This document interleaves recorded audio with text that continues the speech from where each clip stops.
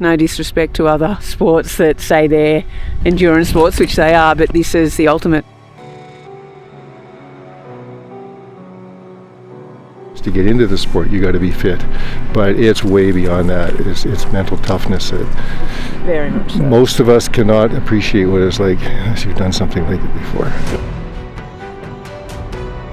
The team is always first in every situation.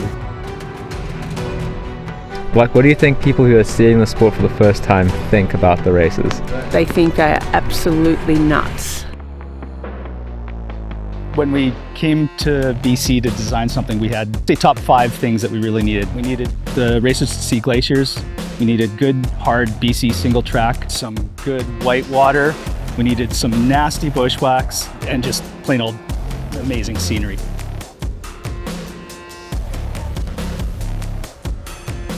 Let's go back 9 days ago. Racers left here, beautiful Penticton, after their preparation. Traveled by bus to Pemberton to North Arm Farms. Long journey, but we are here at the start line for the 2025 Subaru Canada Adventure Racing World Championship. Let's hear it. In the morning, they had to shuck some corn, and they left on a mountain bike race just outside of Pemberton in world-class mountain bike trails. Yo!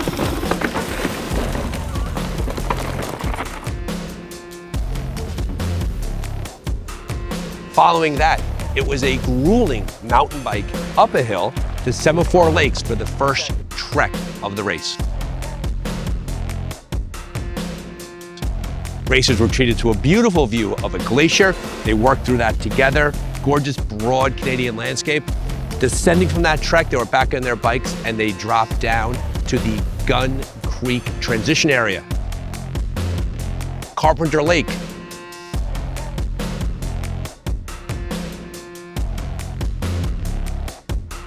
The Teeton Portage.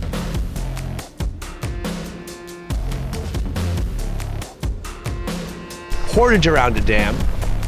Nice little class 2-3 whitewater to get in the town of Lillooet. Teams left via bike. They had to travel south and then northeast to get to 88 Ranch. There they dropped their bikes and they had to trek across beautiful grass and prairie lands in the farm area. They then went as far north as historic Hat Creek Ranch. They dug some trees, a replanting project. They went south and down into the town of Ashcroft for their paddle section on the Thompson River. A long paddle section. Some teams were dark zoned on the side of the river at night. Teams took out a TA7 at Goldpan. They had a portage with their bikes and their pack rafts.